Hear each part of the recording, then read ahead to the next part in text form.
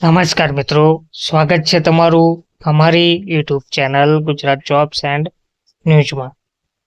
મિત્રો, 8મા પગાર પંચને લઈને પગાર વધારા માટે એક નવું અપડેટ સામે આવી રહ્યું છે.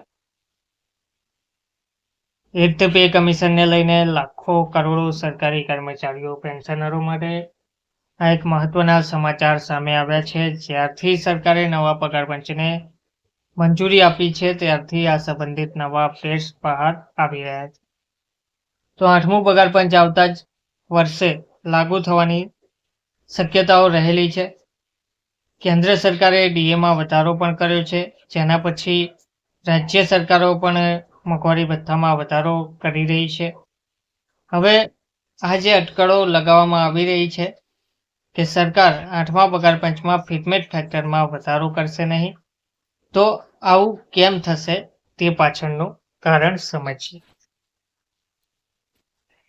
તો સરકાર સરકારી કર્મચારીઓના મૂળ પગારમાં 50% ડીએ મર્જ કરવાની તૈયારી કરી રહી છે. જો આવું થશે તો 8મા પગાર પંચમાં ઉચ્ચ ફિટમેટ ફેક્ટરની માંગ ઓછી થશે અને સરકાર નીચલા ફિટમેટ ફેક્ટરમાં પણ વધારો કરશે.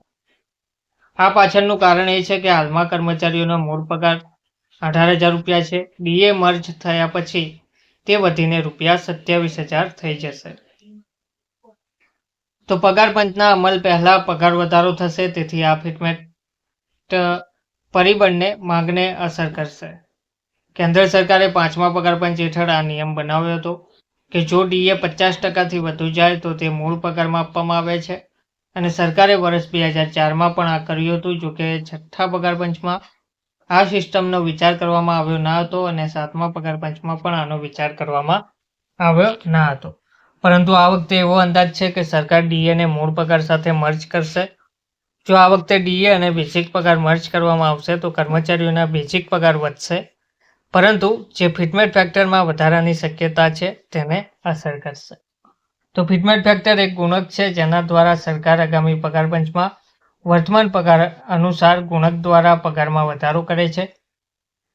જો કે પગાર વધારો ફક્ત ફિટમેટ ફેક્ટર પર આધારિત રહેતો નથી, છતાં તે પગાર વધારાને અસર કરે છે, અને સરકારે 7મા પગાર પંચમાં 2.57 ફિટમેટ ફેક્ટર લાગુ કર્યું હતું, જ્યારે આ વખતે કર્મચારીઓ તરફથી 2.86 ફિટમેટ ફેક્ટર લાગુ કરવાની માંગ છે.